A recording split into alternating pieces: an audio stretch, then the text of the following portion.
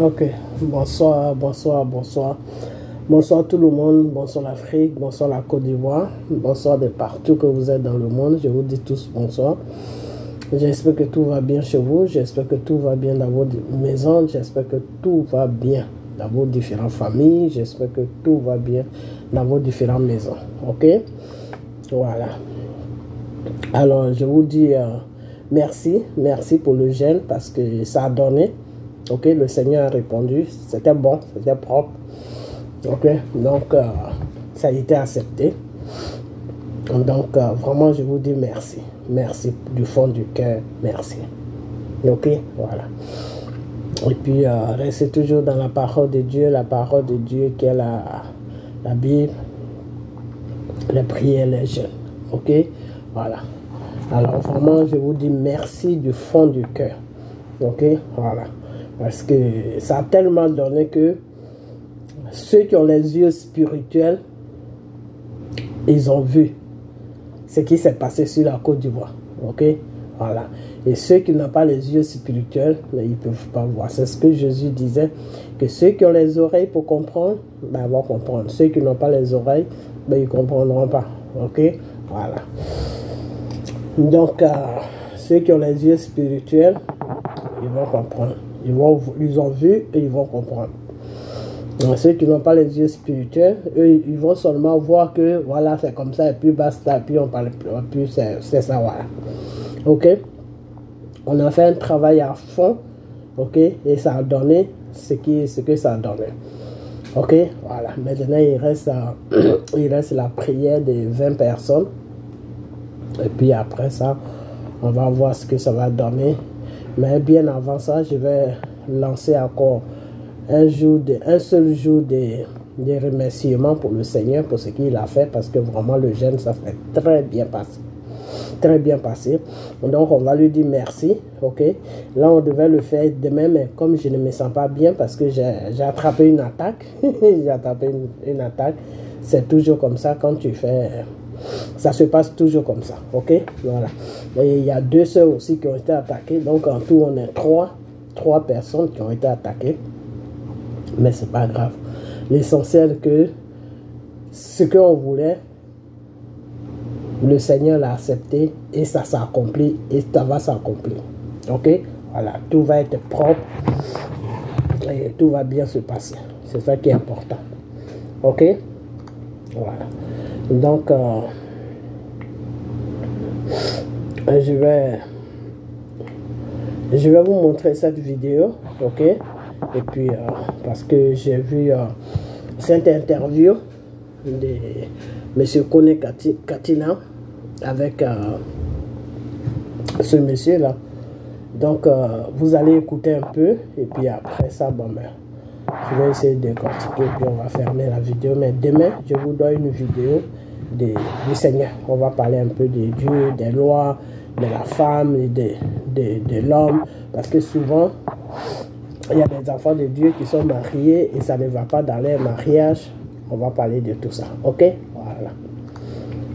Donc, je vous mets la vidéo. Qui passe en revue l'actualité de la semaine. Semaine très politique, vous le savez, marquée par la fête de la Renaissance, organisée par le Parti des peuples africains Côte d'Ivoire, vendredi et samedi à Yopougon et Treichville. Le 3e vice-président du PPACI, porte-parole du parti, est notre invité. Décryptage et analyse à suivre. L'actualité politique cette semaine, c'est aussi la désignation d'Henri Konan Bédié comme le candidat unique à la présidence du PDCI-RDA. Résolution adoptée jeudi lors du 7e congrès extraordinaire du parti ici à Abidjan. Et en toute fin d'émission, nous évoquerons l'année de la jeunesse décrétée par le président de la République en fin d'année. Vous le savez, c'est le premier trimestre de 2023. Prochaine étape pour le parti de Laurent Gbagbo, la publication de sa liste de candidats aux municipales et aux régionales. Justin Kone Katina, au terme de cette fête de la Renaissance, sentiment du porte-parole du parti? Très heureux. Bon, je vais très heureux. juste un peu. Très heureux pour vous allez voir. Oh non, J'y partager. Jean-Yves Esso. Voilà, le travail qu'on a fait. Vous allez voir. On avait créé. Et les produits de nos industries peuvent être vendus autres pays africains. Dans son discours de clôture de cette célébration, le président du PPACI a également appelé la jeunesse à se battre pour atteindre ses objectifs et réaliser ses rêves. C'est pour vous remercier d'être venus. Bienvenue, très nombreux. Jeunes gens, il faut se battre. Il faut se battre.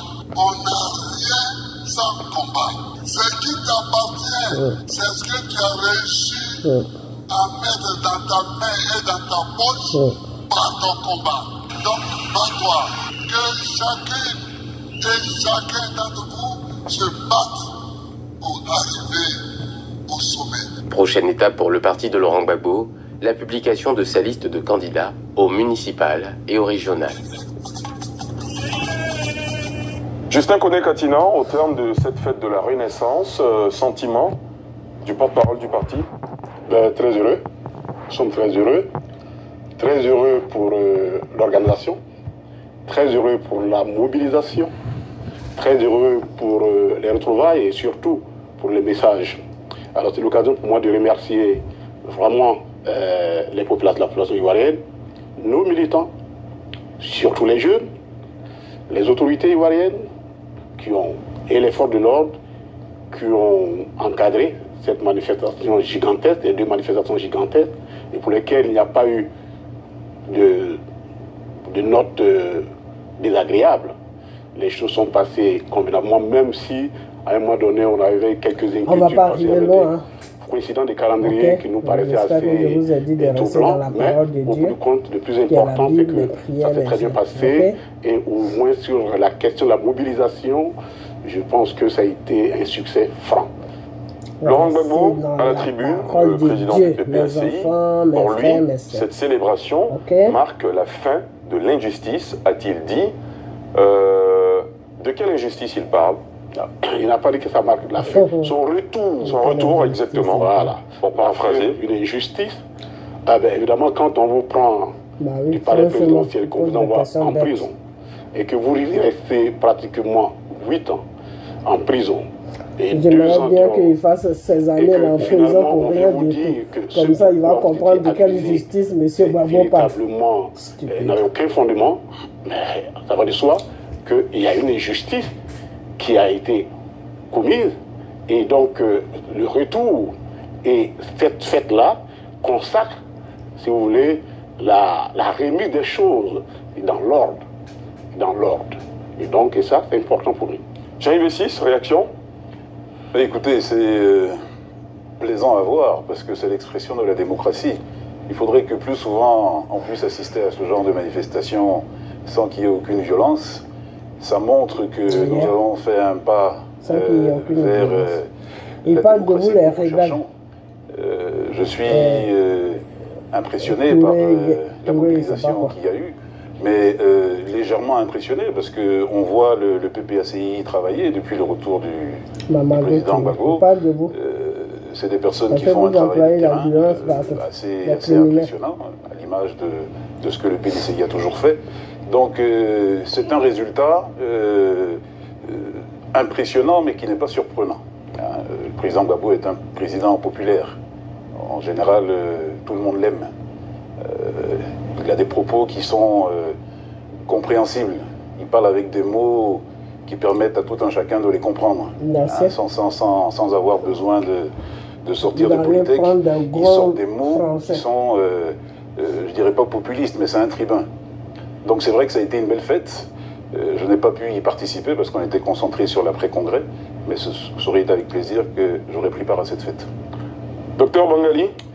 Oui, je pense qu'après les derniers mois qui ont été marqués par des dissensions internes liées notamment à l'affaire Afin-Guissan, aux affaires Hervé Simon ainsi qu'aux affaires Blé-Boudé, aujourd'hui on retrouve le PPACI sur le terrain où on attendait, c'est-à-dire le terrain du repositionnement politique, de la mobilisation politique. Je pense que c'est sous ces registres-là qu'on s'attendait à voir ce parti qui finalement descend dans l'arène après avoir traversé une période, je dirais, de construction de ces différentes bases.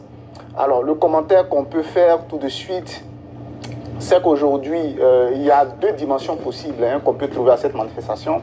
Il y a une dimension de mobilisation, je dirais, morale, mentale interne, parce que après cette longue traversée des différentes crises internes, c'est vrai que on a eu cette impression, vu de l'extérieur, qu'on avait affaire à un parti qui était en fin de période d'existence, en déclin. Enfin, le cycle. Voilà, donc toutes ces dissensions étaient le signe, mais on se rend compte que finalement, on ne doit pas vite enterrer ce parti, parce qu'il a encore de la ressource, et ils l'ont démontré à travers cette mobilisation.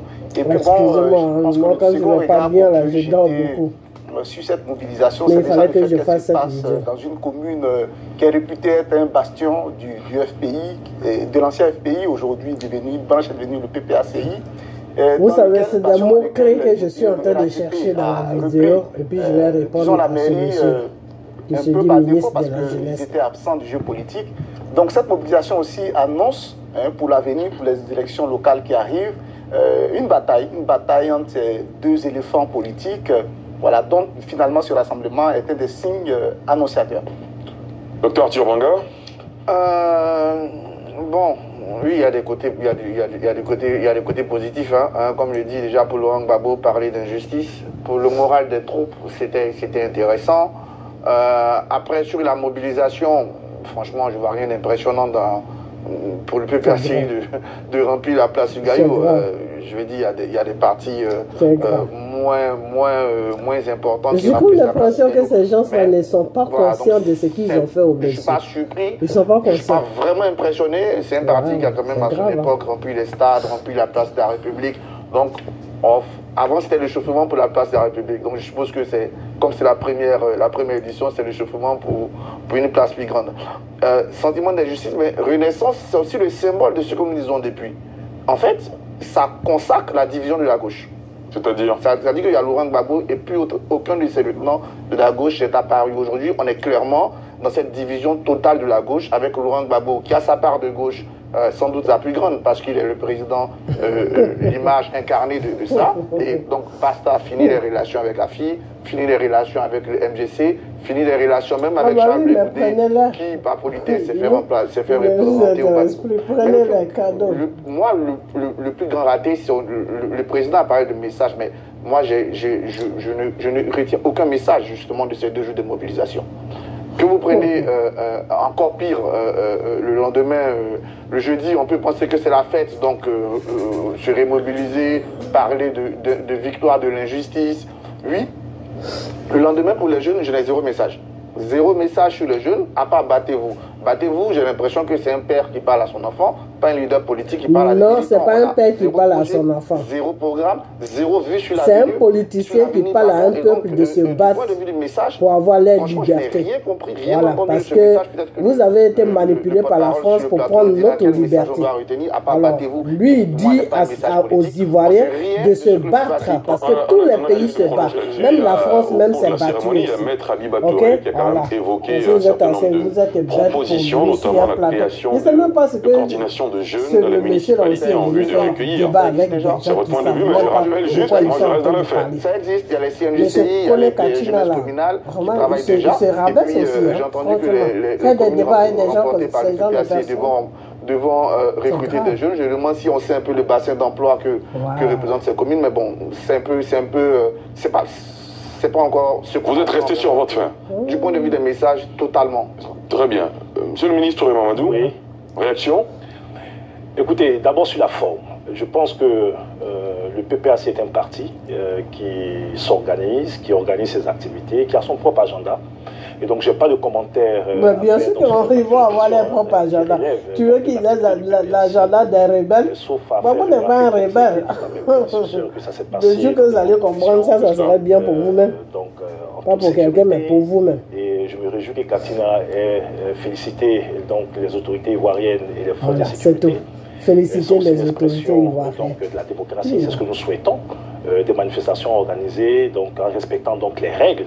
Et donc sur la forme, vraiment, j'ai pas de commentaires à faire, surtout que ce sont des activités Maintenant sur le fond, donc je pense qu'on en parlera dans cette émission. Il y a certaines choses qui ont été dites. Par exemple, vous, pour lesquelles, à première vue, je peux rebondir un bisou sur la joue, elle est toute heureuse. J'ai été quand même attentif donc à tout ce qui a été dit. Sur le fond, même sur la Renaissance, mon commentaire personnel, c'est de dire que cette manifestation était beaucoup plus une célébration d'un homme, Laurent Gbagbo. Il s'agissait de la renaissance. Mais c'est normal avec tout ce que vous l'avez fait, c'est normal. C'était même pas sûr qu'il revienne, c'est Dieu qui l'a fait revenir. La vraie renaissance de la Côte d'Ivoire a commencé. J'ai dit, ils sont inconscients, ces gens. Ils sont vraiment inconscients. On a un sérieux problème. On doit se lever pour libérer notre pays. Parce qu'on a affaire à des gens qui sont inconscients. Et quand quelqu'un est inconscient, le combat devient plus dur parce qu'il ne sait même pas ce qu'il fait. Nous avons eu ce redressement donc, de notre pays au niveau politique, au niveau social et au niveau économique. Donc, deux visions s'opposent aujourd'hui. Donc, une renaissance d'un individu. Je vais refaire à quoi cette vidéo. Parlons plutôt d'une renaissance donc, de la Côte d'Ivoire et des Ivoiriens depuis 10 ans qui aujourd'hui se retrouvent à travers l'ensemble des évolutions sur le plan économique, social et politique. Justin Kone Katina. Ok. Alors, pour être franc, je vais vous dire les choses. Dites-nous. De façon simple. On ne peut pas réveiller quelqu'un qui fait semblant de dormir. Yep. Ça. Vous avez beau faire pour réveiller quelqu'un qui fait semblant de dormir, vous ne pourrez jamais le réveiller. Donc, Banga, je comprends qu'il ne peut pas. On ne peut pas réveiller quelqu'un qui fait semblant de dormir. Parce qu'il ne dort pas. Il fait semblant de dormir. Donc, il ne pourra jamais se réveiller. Alors, tu ne perds pas ton temps. Tout le monde a reconnu, sauf M. Banga. Par contre, tu peux réveiller quelqu'un qui dort. Mais tu ne peux pas réveiller quelqu'un qui fait semblant de dormir. Yes. On ne peut pas réveiller quelqu'un qui fait semblant de dormir. Yeah, ça c'est vrai. Deuxième chose, sur le fond. Ça, alors là, je suis un peu perdu. Parce que lui-même, il se met dans un sommeil que tu ne pourras même pas contrôler, donc tu ne pourras pas le réveiller. Donc, c'est pas la peine. Tu perds ton temps. Alors, tout à l'heure, le ministre, comme nous allons revenir sur les questions du fond, on ne va pas. C'est cela. Le ministre disait que la Côte d'Ivoire est née en 2011. C'est le problème du RHDP. C'est quoi le problème? Le problème du RHDP, c'est en plus, il demande c'est quoi le problème. C'est quoi le problème?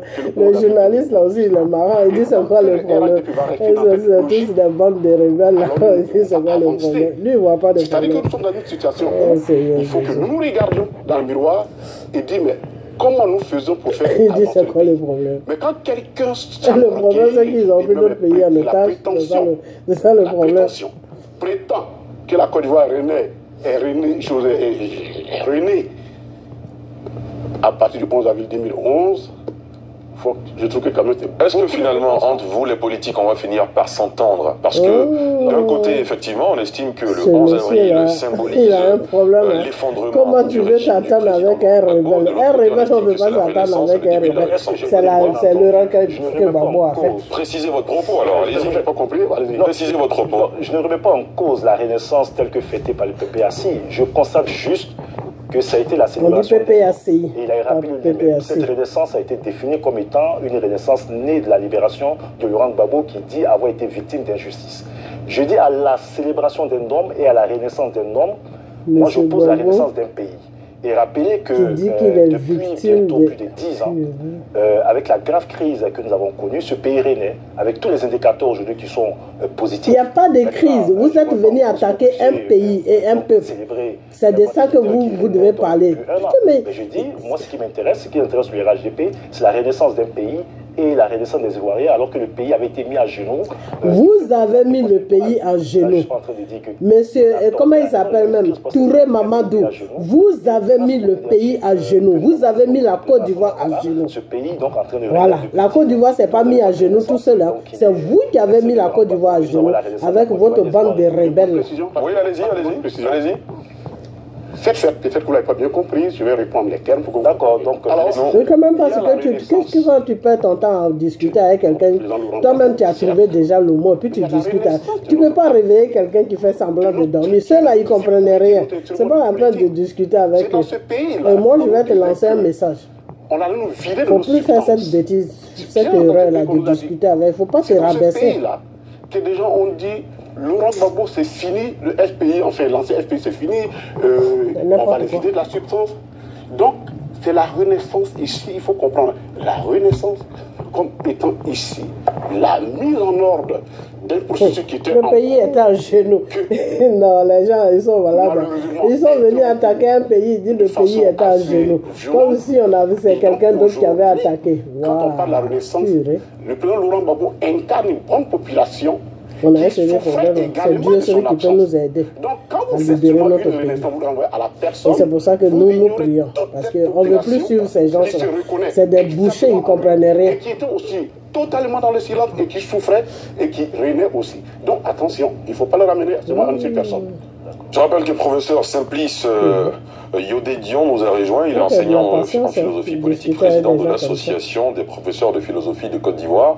Avant de revenir à vous, Arthur Banga, docteur Bangali, quand on entend d'un côté le PPACI qui estime que c'est la renaissance de son appareil politique, la renaissance de son leader naturel, les journalistes, tous les rebelles là-haut, ils ont le même langage. Donc, c'est pas la peine que je perds mon temps là.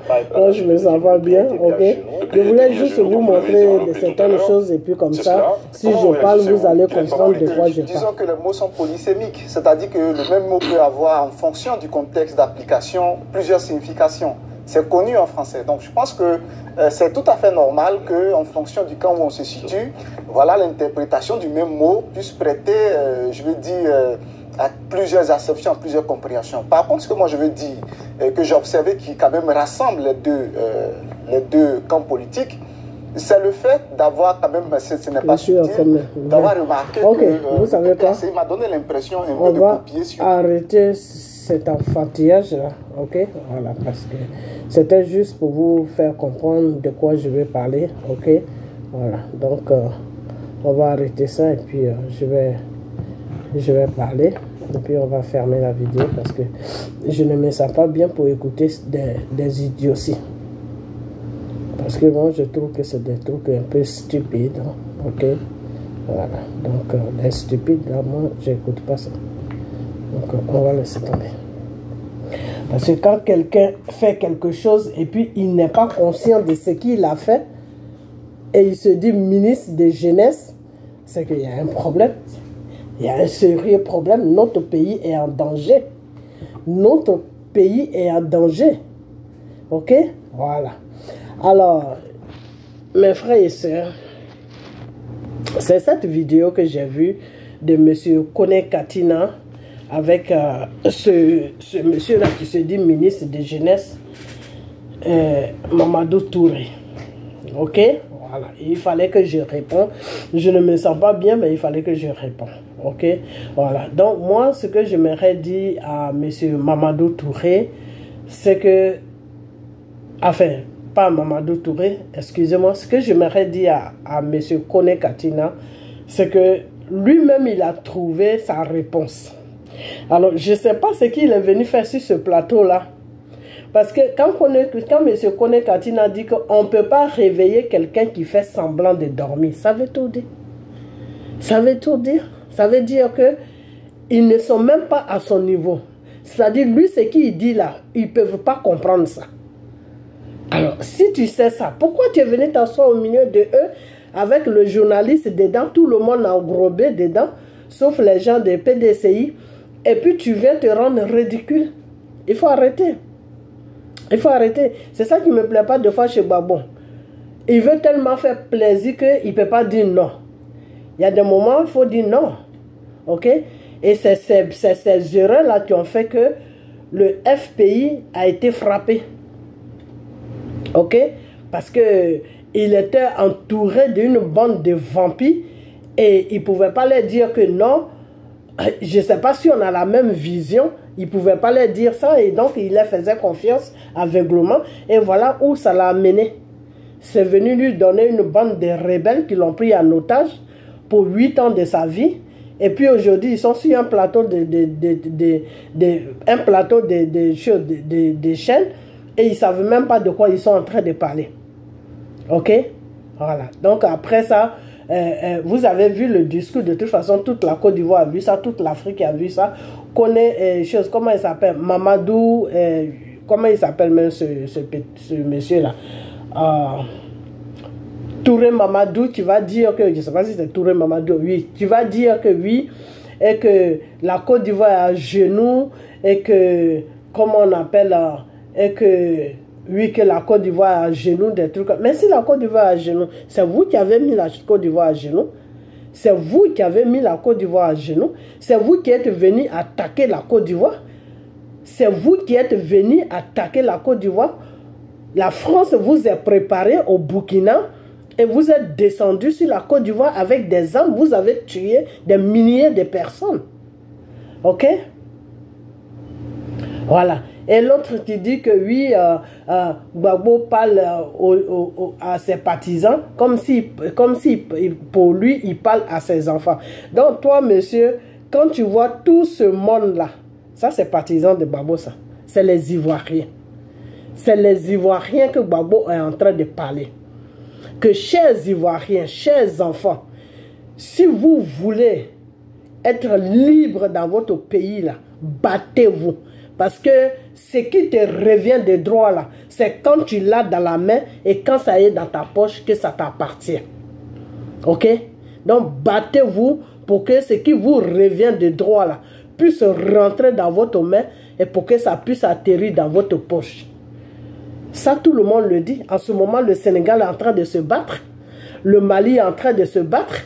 Ce n'est pas une question de dire que oui, et que Gbagbo parle à ses partisans comme s'il parlait à ses enfants. Non, parce que tu n'as rien dans la tête. Alors c'est comme ça que tu peux comprendre le message de Gbagbo. Voilà, c'est tout.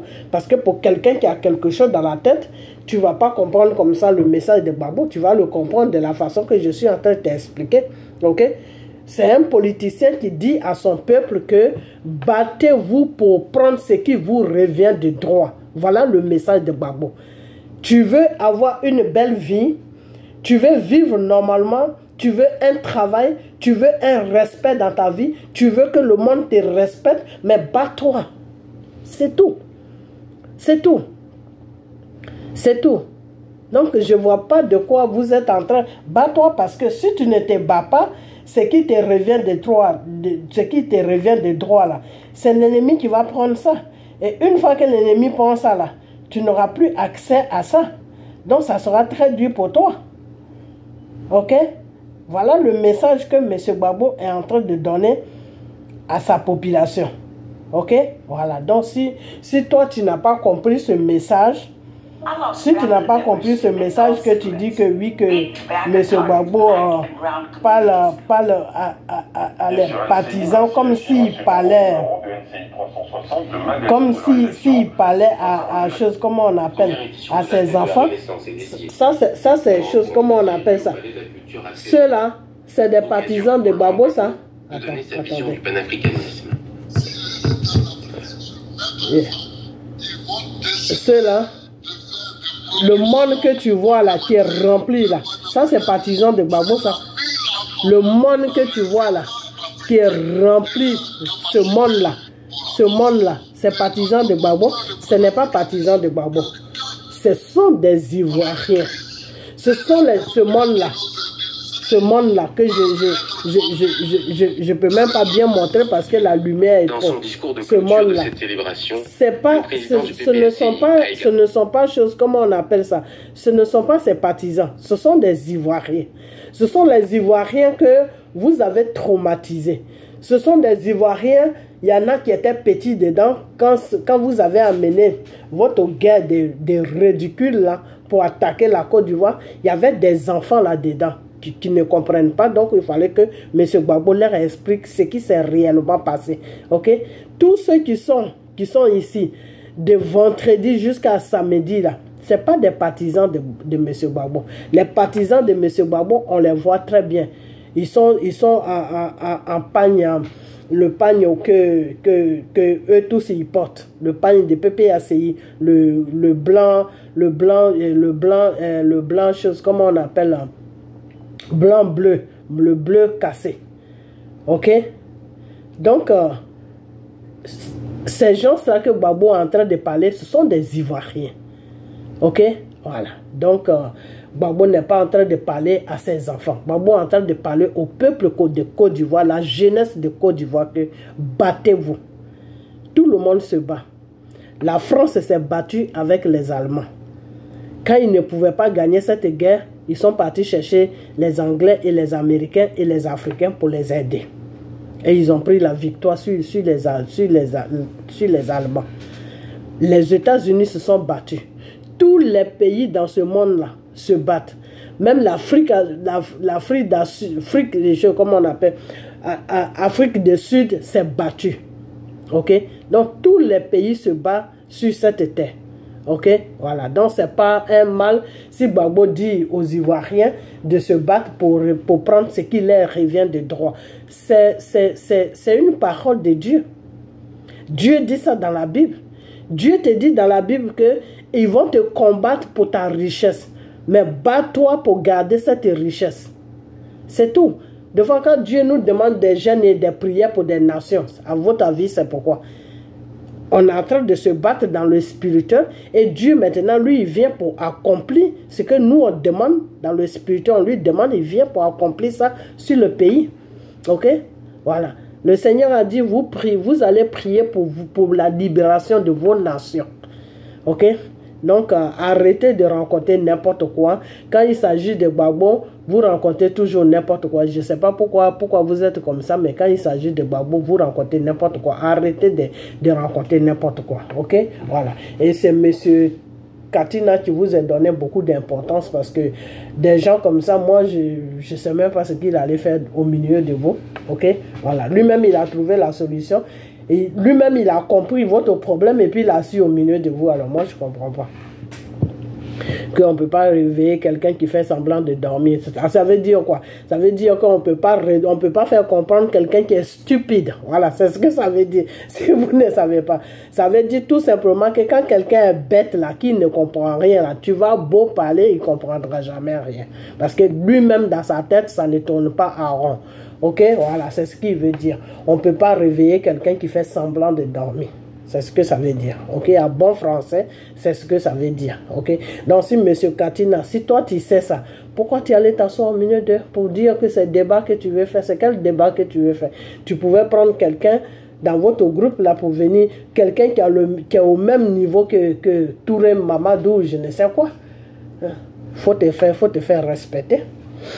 Alors, je vais dépasser, je vais laisser ça parce que ça n'a aucune importance. Ils sont en train de pleurer et ils vont pleurer parce que la Côte d'Ivoire va être libre, parce que nous, par nos prières, là, Dieu va libérer la Côte d'Ivoire et ils vont dégager avec tous les groupes de rebelles, là, ils vont dégager de notre pays. C'est de ça que nous, on parle. Nous qui prions, là, c'est de ça qu'on parle. Ok, voilà. Donc, Marabout n'a jamais dépassé Dieu. C'est Dieu qui a créé Marabout. C'est Dieu qui a créé Satan. Le patron des marabouts, là, c'est Dieu qui l'a créé. Voilà. Et nous, on est avec Dieu. Dieu est avec nous. Donc, si on se met sérieusement, de la façon qu'on a gêné, prié là, si on se met vraiment sérieusement dans tout ce que Dieu va nous dire de faire pour libérer la Côte d'Ivoire, si on fait ça sérieusement là, vous allez voir. Ils ne vont même pas arriver à l'an 2025 là. Quelque chose va se passer. Et puis ils vont dégager. Ok? Voilà. Donc, si on ne se met pas dedans sérieusement, peut-être on va arriver à l'an 2025, mais ce qui est sûr, ils vont pas aller nulle part, ils vont dégager aussi. Des deux côtés, ils vont dégager. Ok? Voilà. Donc, on n'est qu'à regarder notre Père et puis faire ce qu'il nous demande et pour que notre pays soit libéré.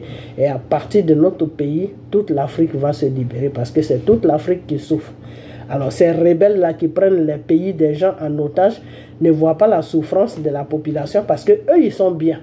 Vous voyez un Touré Mamadou comme ça, quelqu'un comme ça qui n'avait rien aujourd'hui, qui est assis sur des milliards, c'est malheureux. Et puis il parle de la jeunesse. Alors, monsieur comment il s'appelle même? Attends, j'ai mis sa face même pour lui demander. Après ça, on va partir sur Jean Bonnet, lui qui cherchait le coup d'état et comme ça n'a pas marché maintenant, c'est Gbagbo qui est devenu son cuidant. Ok, excusez-moi. Hein. Excusez-moi parce que je vais mettre son visage là pour lui demander. Du porte-parole du parti. Ok. Très heureux. Je vais vraiment mettre son visage. À un moment donné, pour lui, cette célébration. Pour lui demander. Véritablement. Parce que j'ai besoin de son visage. Donc, pour lui demander. Sans avou. à des dissensions, différentes bases. Non, tous les bêtises ne m'intéressent pas. C'est connais, je ne sais quoi là qui m'intéresse. Et 2 ans de cette fête de la Renaissance, PPACI a également appelé une rencontre qui a eu lieu au Palais de la Culture de Treichville. Merci beaucoup d'avoir accepté notre pas sur ce plateau. Vous l'aurez compris, historien spécial. Bonsoir Ali. Merci d'avoir accepté notre invitation. On nous a dit que vous rentrez de voyage. Oui, de Chine. C'est de celui-là que je parle. Celui-là. On verra bien. Ok, on s'en fout de ta Chine. Il n'y a rien en Chine là-bas, tu n'as rien fait. La Chine là avec Poutine. Alors moi, je ne sais même pas ce que Chine peut te donner. Ok, arrête de manipuler. C'est comme ça, ils font et puis ils manipulent les Ivoiriens. Des bonnes nouvelles pour la Côte d'Ivoire au niveau de la Chine. Vous avez fini à la France, maintenant vous êtes en Chine. Ok, toi là, toi qui te dis ministre des jeunesse là, toi qui as les bonnes nouvelles, des bonnes nouvelles de la Côte d'Ivoire au niveau de la Chine là, c'est de toi que je parle. Les Ivoiriens, la jeunesse qui est remplie en Italie là, hein? La jeunesse qui est remplie en Italie là, tu vas aller la chercher quand? Tu vas t'occuper de eux quand? La jeunesse là qui est remplie en Italie là, c'est quel jour tu vas t'occuper d'eux? Comme tu dis, tu es ministre de la jeunesse là, on dit il y a la jeunesse qui est remplie à chose là-bas, comment on appelle là? En Italie là-bas, ils sont remplis là-bas. Et c'est pour cette raison que les Italiens, le gouvernement italien a convoqué ton patron Dramane Ouattara, le rebelle. Ok, voilà, pour lui demander qu'est-ce qui se passe en Côte d'Ivoire et puis toute la jeunesse est remplie dans son pays. Ok, voilà. Donc parle d'abord de ça avant de parler des conneries qui n'ont pas de sens. Ok, voilà, faut parler de la jeunesse. La jeunesse qui est abandonnée à elle-même. La jeunesse qui va mourir chaque jour dans l'eau. La jeunesse qui est désespérée. Même la jeunesse des Dalois même est désespérée. La jeunesse des Dalois est désespérée. Tellement désespérée que il y a même pas de solution. Ok? Il faut t'occuper de la jeunesse. Tu es payé pour t'occuper de la jeunesse. Il faut t'occuper de la jeunesse au lieu de prendre l'argent de la jeunesse, d'aller mettre ça dans les femmes qui se gonflent les seins avec les fesses. Là. Il faut arrêter. L'argent des Ivoiriens, là. Il faut prendre ça, tu vas t'occuper de la jeunesse. Les enfants des gens vont mourir dans l'eau. Entre-temps, tu prends leur argent que tu devais prendre pour s'occuper de la jeunesse. Tu vas donner ça à des femmes qui sont assises en France, là-bas, avec des choses, comment on appelle là? Avec des seins qui se gonflent, avec des fesses qui se gonflent, on dirait des pneus de voiture. Ok, voilà. Donc, occupe-toi de la jeunesse et fous-nous la paix. Avec tes discours à la con, là. C'est PPACI qui ne se respecte pas pour te prendre, pour faire débat. Ok, donc moi, je vais m'arrêter là, ok. Bon, maintenant, on va venir sur celui-là. Comment il s'appelle même? Sur Jean Bonnet. Monsieur Jean Bonnet, c'est le petit chouchou, le petit chiot de Afin N'Guessan. Ok? Voilà. Monsieur Jean Bonnet, un moment quand il y a eu la, comment on appelle, la désobéissance civile là, que Dramane a fait le coup d'état qu'il appelle Mada, où il a assis, là, puis il tombe à gauche, à droite, on dirait quelqu'un qui a bu de la boisson. Là. Quand Dramane est parti sur son coup d'état, il paraît que Soro a dit qu'il voulait faire assaut à Dramane Ouattara pour lui parler. Et Soro était tellement sûr que la France allait le supporter parce qu'il y avait un deal avec la France pour le mettre à la place de Dramane. Et ce deal-là n'a pas tenu parce qu'ils ont vu que Soro n'était pas quelqu'un que eux, les Français, le gouvernement français, ils ont vu qu'ils ne pouvaient pas dealer avec Soro parce que Soro parle un peu trop. Et ces gens-là, ils font tellement de crimes en Afrique qu'ils n'aiment pas les gens qui parlent trop. Ok, voilà. Donc, quand ils ont analysé la situation de Soro, ils ont dit non, celui-là, si on le prend, il va nous créer, il va dévoiler beaucoup de choses. Le jour qu'il ne sera plus d'accord avec nous, quand on fait quelque chose, il va nous vendre. Donc, on ne peut pas le prendre pour le mettre sur la tête de la Côte d'Ivoire. Ok, et c'est comme ça qu'ils ont écarté Soro. Ok, donc, quand ils ont écarté Soro, Soro est parti dans une dimension. Je ne sais pas s'il voulait faire coup d'État, je ne sais pas ce qu'il voulait faire. Mais M. Jean Bonnet, comment il s'appelle? Peter, de toute façon, il est déjà dans votre main, vous êtes en train de frapper matin, midi, soir, on ne sait même pas ce qu'il est devenu, donc vaut mieux continuer en même temps. Donc, M. Peter, M. Jean Bonnet appelait Peter, je ne sais même pas pourquoi j'ai dit monsieur, ce Jean Bonnet là, qui n'a pas de direction là. Jean Bonnet appelait Peter toutes les 5 minutes. Jean Bonnet ne dormait plus à Abidjan. Mais c'est quand est-ce que Soro va faire le coup d'État? Mais les gens qui vont faire le coup d'État là, ils sont dans quel pays? Mais c'est à quel moment ils vont venir renverser Dramane Ouattara? Mais c'est quand? Mais c'est quand? Mais c'est quand? Mais c'est quand? Et le coup de Soro, peut-être que ça a enfoiré. Enfoiré, ça veut dire que ça a raté. Donc peut-être que ça n'a pas pu marcher, des trucs comme ça. Et puis, quand Gbagbo a compris que ils étaient dans une histoire de coup d'État, Gbagbo, lui, il s'est retiré. Ok?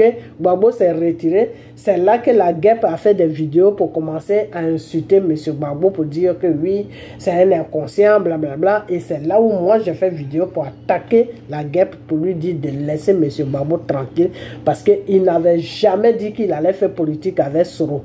Soro s'est formé, Soro est parti rejoindre une bande de rebelles. Ils sont venus déstabiliser notre pays. Il n'a qu'à continuer dans sa bande de rébellion. Il n'a qu'à nous foutre la paix. Ok?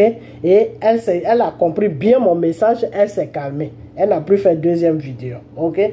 Donc, Jean Bonnet, c'est quelqu'un qui attend que situation se passe et quelqu'un va faire coup d'État pour faire tomber M. Dramane Ouattara. Voilà les pensées de Jean Bonnet. Lui et son patron Afé N'Guessan. Mais Afé N'Guessan, lui, il est maintenant, il est désespéré, il n'a plus de solution. Donc, il est là comme ça, il dit plus rien. Mais Jean Bonnet, lui, il croit toujours que quelqu'un va quitter de nulle part, quelque part, et puis venir faire un coup d'État sur la Côte d'Ivoire. Ok? Donc, Jean Bonnet, toi, on connaît ta façon de réfléchir. On connaît ton matal. Toi, ton matal, c'est faire des coups d'État. Toi, tu es un rebelle. Parce qu'il n'y a qu'un rebelle qui fait coup d'État. Toi, tu voulais t'associer avec Soro pour faire un coup d'État sur la Côte d'Ivoire. Quand Soro a dit que oui, qu'il va faire soit un bédier, et tu appelais Peter. Peter est passé. Peter a fait vidéo dessus. Peter a fait beaucoup de vidéos dessus où il t'a dénoncé que tu ne le laissais plus dormir. Tu l'appelais chaque minute pour lui demander hey, le coup d'État, et comment ça va se passer? Mais pourquoi depuis là? Mais où est Soro? Où est ceci? Où est cela? Donc toi c'est toi aujourd'hui, tu te mets là. Et puis tu as la chance que je ne trouve pas ta vidéo, j'ai pas envie de prendre sur la vidéo de quelqu'un d'autre qui est en train de te décortiquer pour mettre ça dans ma vidéo. Ça fait trop de trafic, ok? Voilà, et j'aime pas trop les trafics.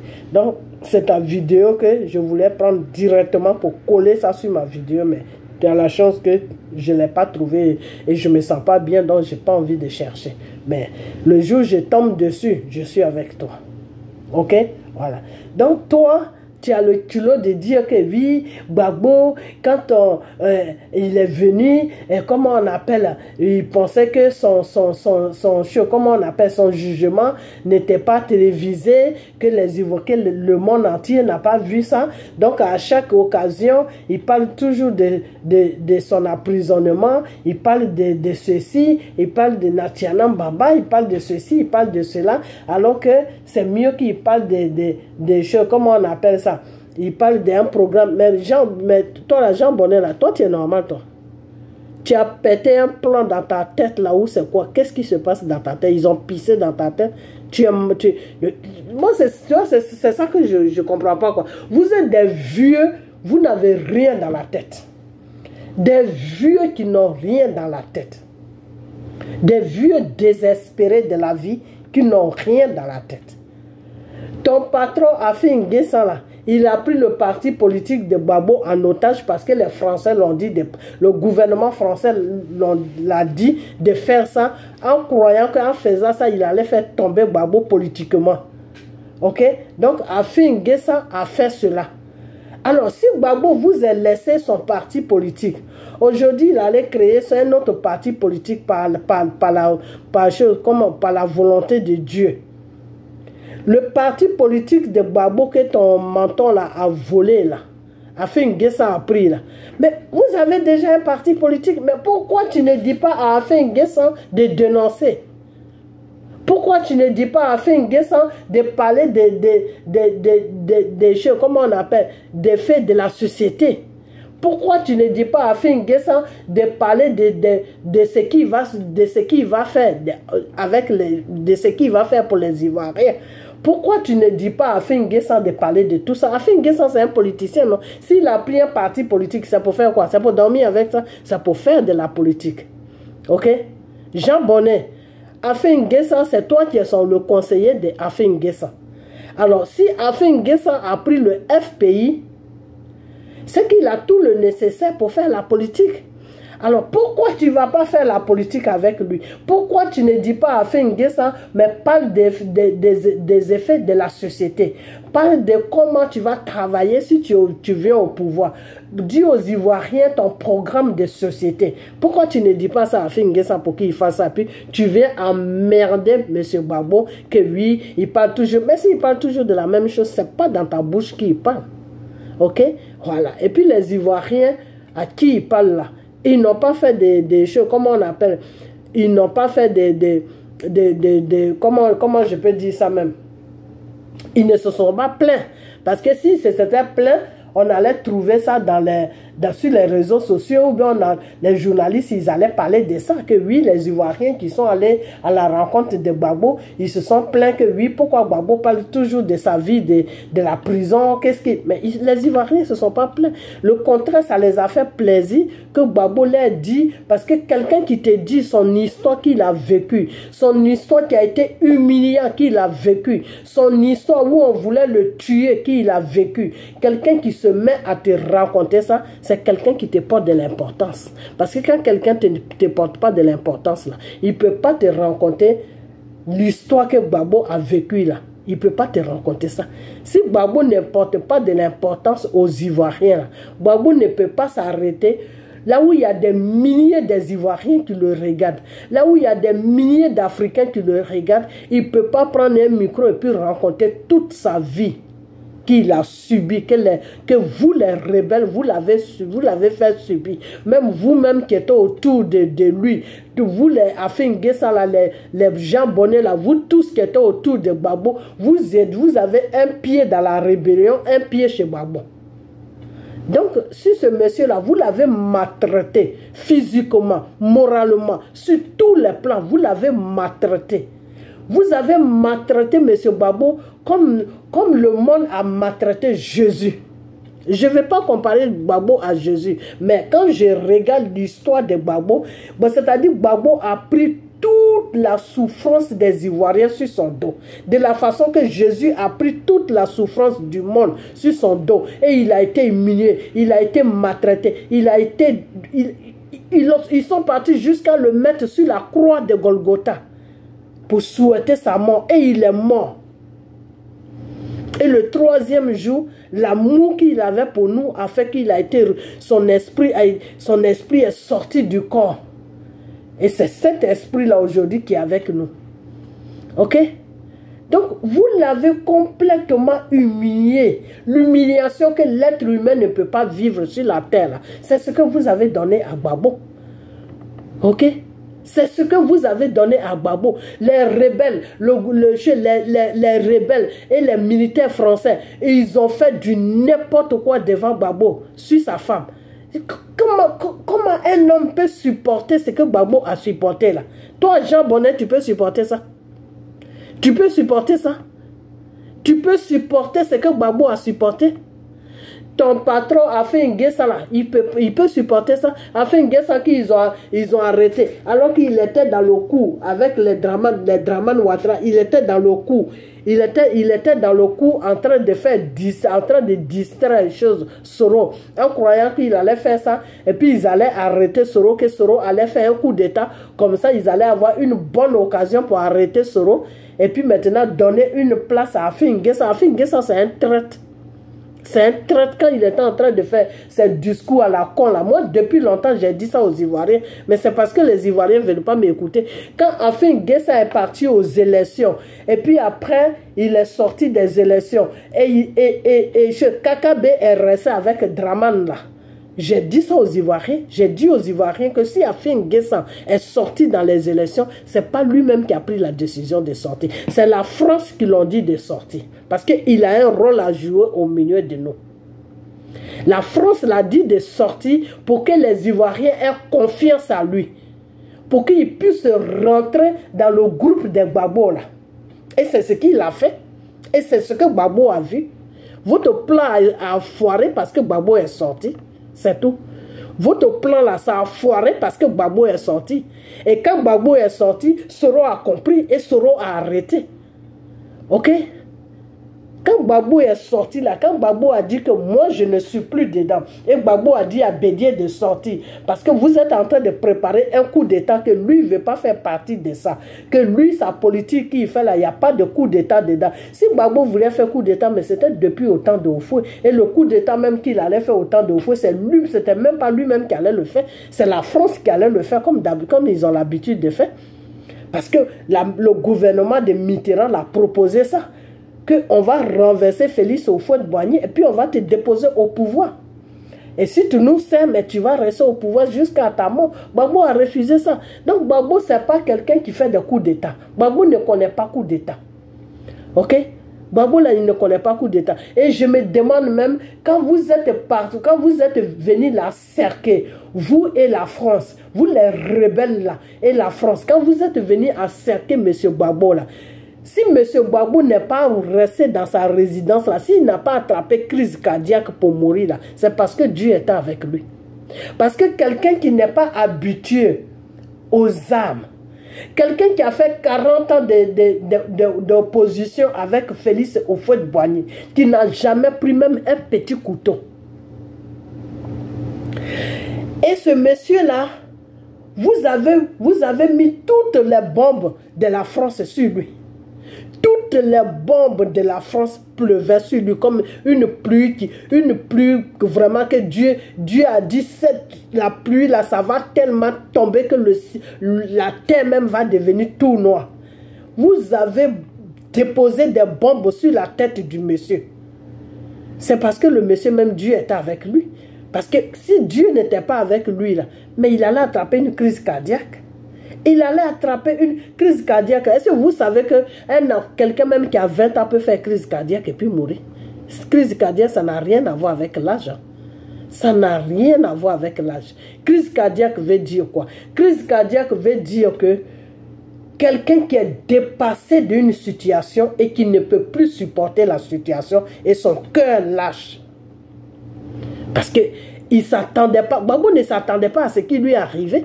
Gbagbo ne s'attendait pas. Gbagbo, pour lui, il pensait qu'il se battait avec des rebelles. Gbagbo ne savait pas que le gouvernement français, le criminel de Nicolas Sarkozy, allait faire des complots avec ses amis et puis venir pleuvoir des bombes sur sa résidence. Gbagbo ne s'attendait pas à ça.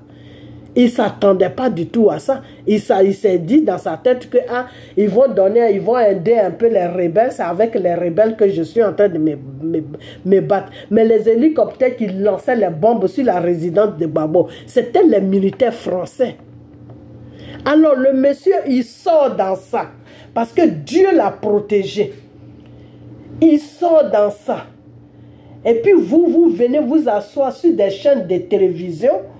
vous prenez vos caméras, vous mettez devant vos conneries de téléphone pour dire que ah, mais pourquoi il parle toujours de la prison, mais c'est la renaissance de Gbagbo, il parle à ses partisans comme s'il parlait à ses enfants, mais vous êtes malade ou quoi? Ils ont pissé dans vos têtes, des criminels que vous êtes, des rebelles que vous êtes, des inconscients que vous êtes, des acheteurs, des vendus, des vendus. Voilà, ça c'est vous là comme ça qui vendez l'Afrique. Vous comme ça là, c'est vous qui avez vendu l'Afrique dans la main du gouvernement français. Et aujourd'hui, ce gouvernement là nous fait chier avec leur franc-maçonnerie. Ok? Et toi, Jean Bonnet, tu viens gaillardement. Toi, Jean Bonnet, si on parle de toi aujourd'hui, c'est à cause de qui? C'est à cause de Gbagbo. Qui te connaissait dans Côte d'Ivoire là? Quand Gbagbo faisait son combat avec Félix Houphouët-Boigny, toi, tu étais déjà grand parce que tu es vieux, tu n'es pas un enfant. Qui te connaissait? Afin Guessa, la même qui le connaissait. C'est quand Gbagbo a pris le pouvoir qu'il vous a montré. Il vous a mis devant un miroir et puis les Ivoiriens ont commencé à vous connaître. Vous n'êtes rien. Vous n'êtes rien, vous êtes des fabrications de M. Gbagbo. Alors toi, tu viens t'asseoir devant ta petite merde de téléphone là, commencer à dire que oui, Gbagbo même, il aime toujours parler de son... Eh bien oui, c'est normal qu'il parle de ça, parce que vous êtes des criminels, parce que vous avez voulu le tuer. Ok? Vous avez voulu le tuer. Ok? C'est ça qu'on dit dans cette chanson que si Dieu est pour moi là, qui sera contre moi? Ça s'appelle Gbagbo. C'est parce que Dieu était pour lui. C'est pour ça que votre coup n'a pas marché. Sinon, si Dieu n'était pas avec Gbagbo là, aujourd'hui on ne parlait plus de Gbagbo, il était au cimetière. Ce que vous avez fait à Gbagbo, ce que vous avez, même Mandela même, on n'a pas fait ça. Ce que vous avez fait à Gbagbo, ils n'ont pas fait ça à Mandela. Mandela, il était dans une révolution. Ils l'ont attrapé et puis ils l'ont déposé dans une prison où on le chicotait, où on le maltraitait. Mais ils n'ont pas parti, ils ne sont pas partis pleuvoir toutes les bombes des choses, comment on appelle, je ne sais pas de quel pays sur sa tête, de l'Angleterre ou je ne sais pas de quel pays sur sa tête, non. Vous avez voulu détruire le monsieur, tuer le monsieur. Et toi, Jean Bonnet, tu viens t'asseoir, tu dis oui, Gbagbo, mais c'est normal. C'est normal. À chaque sortie, il doit parler de ça pour que les Ivoiriens puissent savoir que vous êtes des criminels. Voilà le message que Gbagbo amène. Pour que les Ivoiriens puissent savoir que vous êtes des criminels, vous êtes des rebelles, vous avez pris notre pays en otage. Voilà le message que Gbagbo nous envoie. Et c'est ce message-là. Nous, on dort avec ça, on se réveille avec ça. Ok? Vous êtes des criminels. Vous êtes venus prendre notre pays en otage. Vous l'avez pris, le pauvre monsieur. Il vous a tout donné. Vous l'avez ramassé. Allez comme vous n'avez pas, vous avez tout fait pour le tuer. Vous n'avez pas pu le tuer. Vous l'avez ramassé pour aller le déposer dans un tribunal international. Parce que vous êtes dit que ah, on a tout fait, mais il n'est pas mort. Et on ne peut pas le tuer comme ça devant les gens. Ça va choquer le monde. Donc, qu'est-ce qu'on doit faire? On va aller le déposer dans un tribunal international. Parce que là-bas, à La Haye, là, quand tu rentres là, tu ne sors plus. Voilà les calculs que vous avez fait sur M. Gbagbo. Quand tu rentres là-bas, tu ne sors plus. Quand on va le faire rentrer là-bas, il ne pourra plus sortir. Il va rester là-bas 50 ans, 100 ans, et puis on ne parle plus de lui. Voilà les calculs que vous avez fait. La France, le gouvernement de Nicolas Sarkozy, ce criminel-là, qui va se retrouver en enfer pour tous les crimes qu'il a commis, avec le gouvernement français, avec toute la bande qui était autour de M. Gbagbo, vous les gens bonnets là, avec Dramane Ouattara et tous ces rebelles, voilà le calcul que vous avez fait.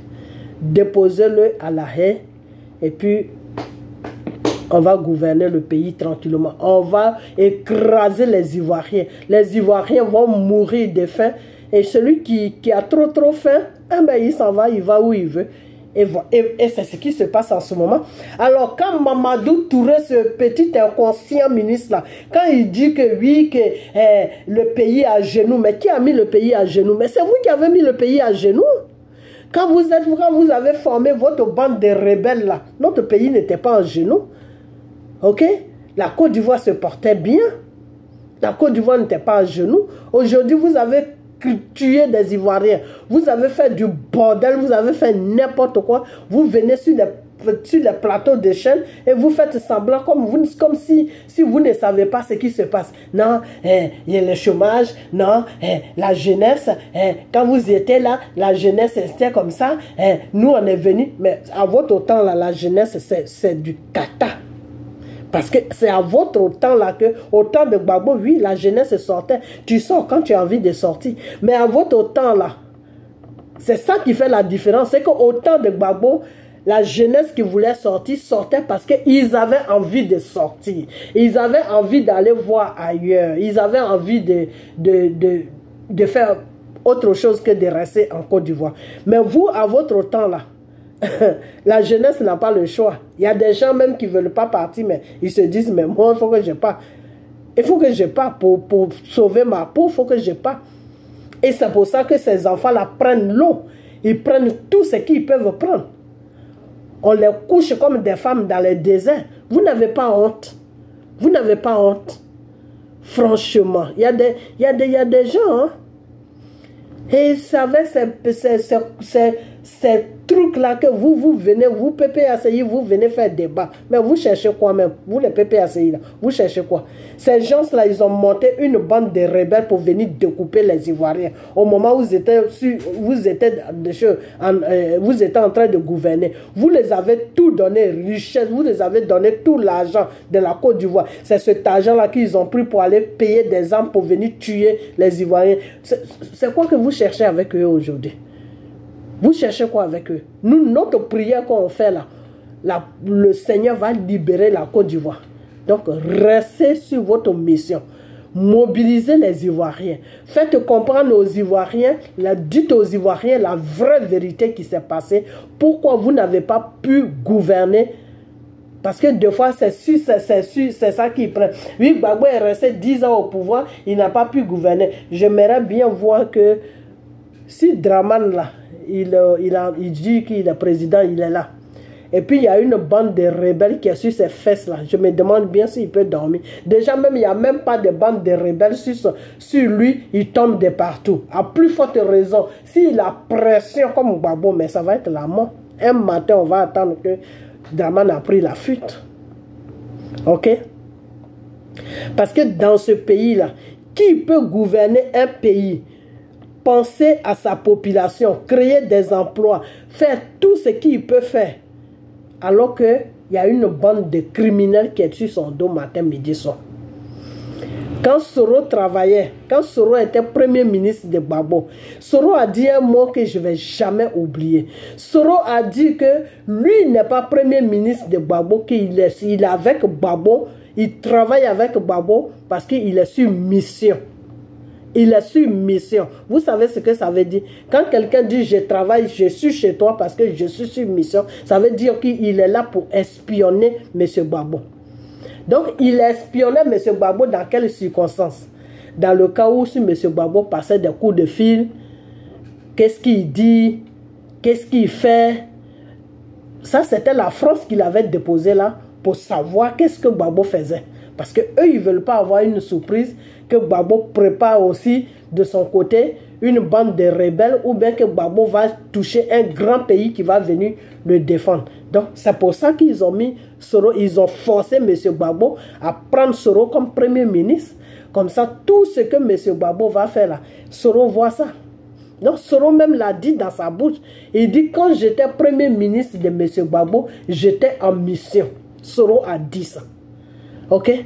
Donc, vous avez pris le monsieur en otage sur son pouvoir. Vous avez pris le monsieur en otage. Vous avez pris toute la Côte d'Ivoire en otage. Le temps qu'il est sur la Côte d'Ivoire, à l'ouest là-bas, vous êtes en train de violer des femmes, tuer des femmes. Le seul peuple qui a été un peu sauvé, c'est le peuple Baoulé, le peuple en camp. Pourquoi? Parce que Bédi était avec vous. Mais le peuple de l'Ouest, on était abandonné à nous-mêmes. C'est là-bas même, dans nos villages là que les rebelles s'installaient. C'est là-bas les rebelles étaient. Ils violaient les petites filles de 8 ans, de 9 ans. Ils faisaient du n'importe quoi. Alors avec tout ça, Et puis les populations rendent compte à Gbagbo que on est ici à l'ouest, les rebelles là nous maltraitent. Mais comment voulez-vous que le monsieur il ait la tête tranquille pour gouverner, pour commencer à construire des ponts? Draman il construit des ponts parce qu'il est tranquille. Vous voyez même il met son chapeau de Gires.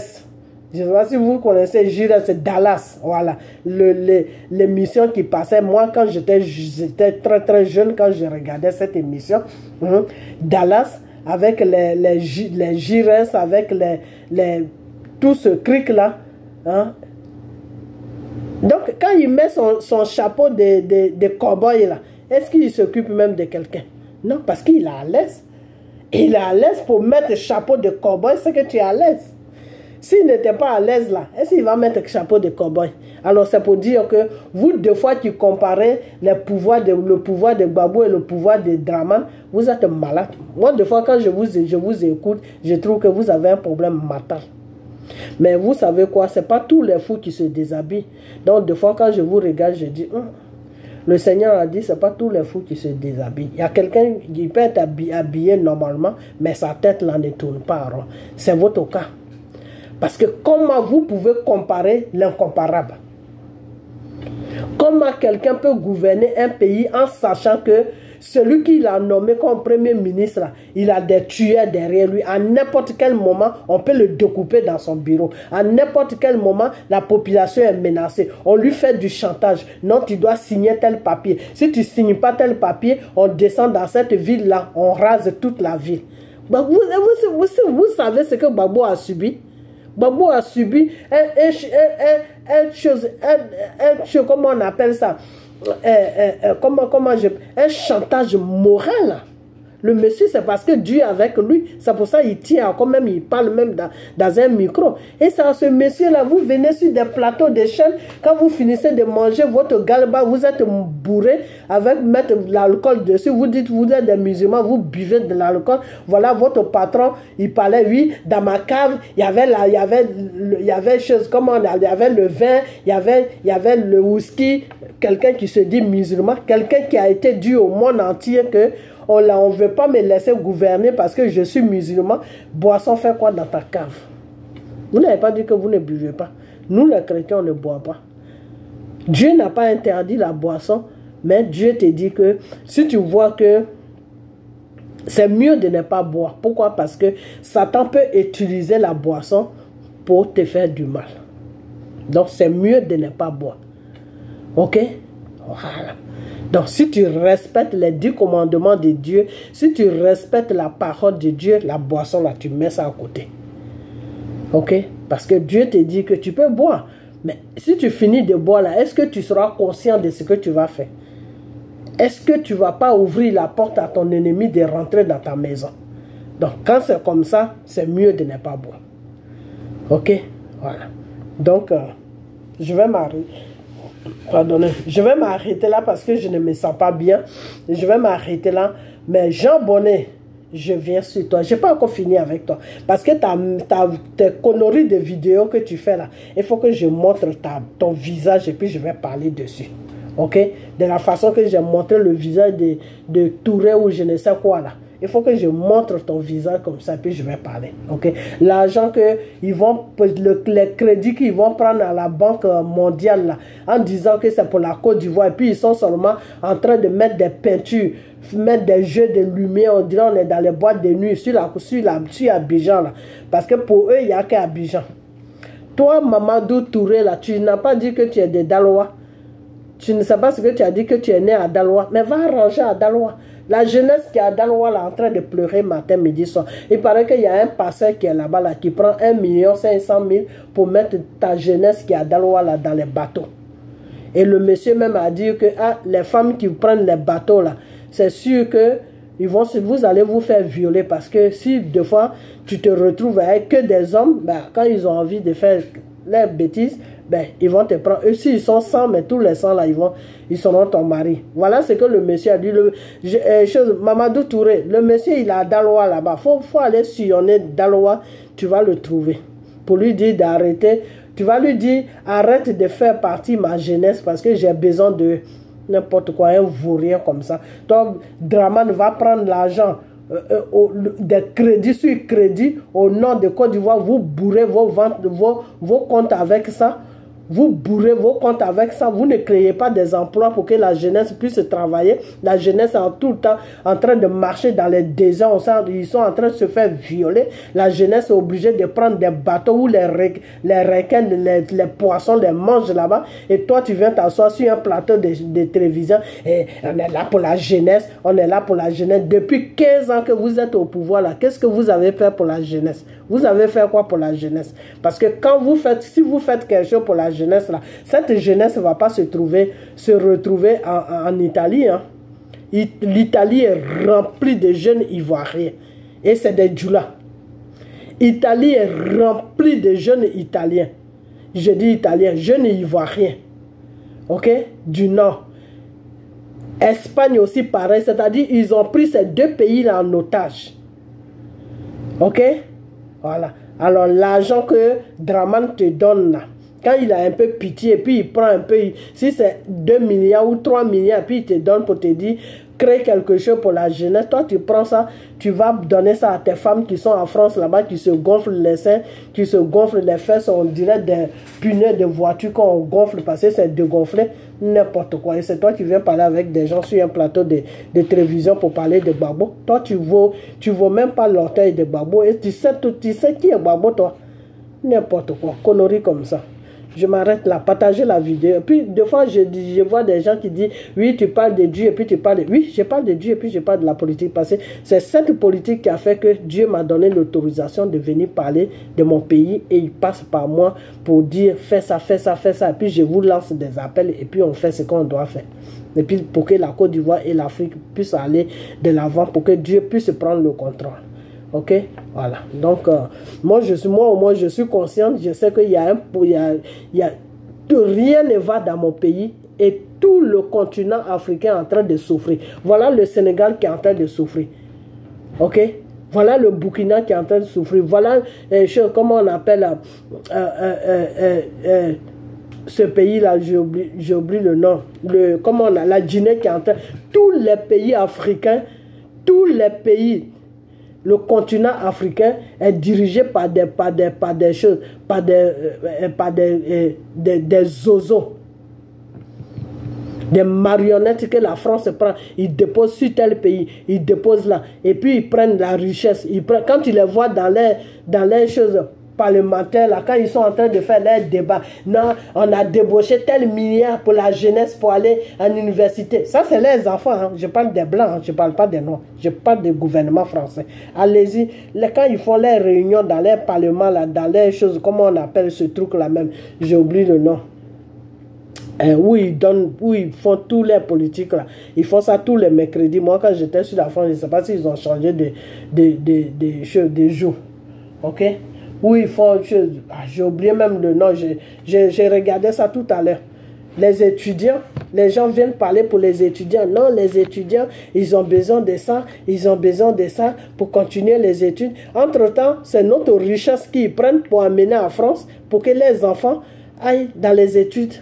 Et puis nos enfants marchent pieds nus, ils ne peuvent même pas aller à l'école. Comment vous expliquez ça? Comment vous expliquez ça?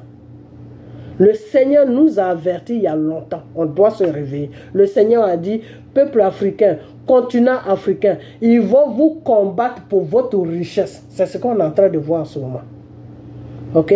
Voilà. Donc, vos conneries que vous rencontrez quand vous finissez de manger votre galba ou quand vous finissez de faire n'importe quoi là, arrêtez de nous emmerder. Ok? Voilà. Vous avez pris le pays en otage, libérez notre pays. C'est de ça que nous en parle.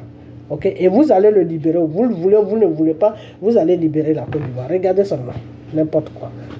Conneries de ministre jeunesse. Toi, tu es ministre de jeunesse et les enfants des gens sont en train d'aller nager dans l'eau pour aller en Europe. N'importe quoi. Ok, partagez la vidéo, partagez-la, puis demain, on va parler d'autre chose. Parce que ne faut pas suivre ces clowns là. On doit prier et puis Dieu va faire le travail. Ils vont dégager tous un à un. Ok, donc partagez. Je ne me sens pas trop bien. Je vais arrêter. Demain, je vais venir encore et puis je vais vous faire une vidéo. On va parler de Dieu, ok? Et puis on va parler de Dieu dans le sens que nos frères et sœurs qui sont mariés, qui vivent, qui sont en couple ou qui sont mariés, parce que chez le Seigneur, quand tu n'es pas marié, que tu vis avec un homme, si vous avez des relations, c'est un péché, donc il faut être marié, ok? Mais quand ils sont mariés comment? On va parler de tout ça, ok? Parce que le départ pour que un foyer soit stable, c'est le mariage. Vous êtes des enfants de Dieu, vous êtes mariés comment? Ou bien quand vous avez connu Dieu, est-ce que vous êtes allé mettre votre mariage en jour devant le Seigneur? On va parler de tout ça parce que si votre mariage n'est pas en jour devant le Seigneur, ben, ça ne va pas marcher trop parce que vous aurez des attaques de Satan parce que ce mariage n'est pas reconnu par le Seigneur. Ok, donc on va parler de tout ça, vous allez comprendre de quoi je vous parle. Ok, là je ne peux pas parler de ça parce que je ne vais pas mettre ça sur la vidéo, mais demain je vais tout faire et on va parler de ça. Donc portez-vous bien et puis partagez la vidéo et on a bientôt. Bye bye.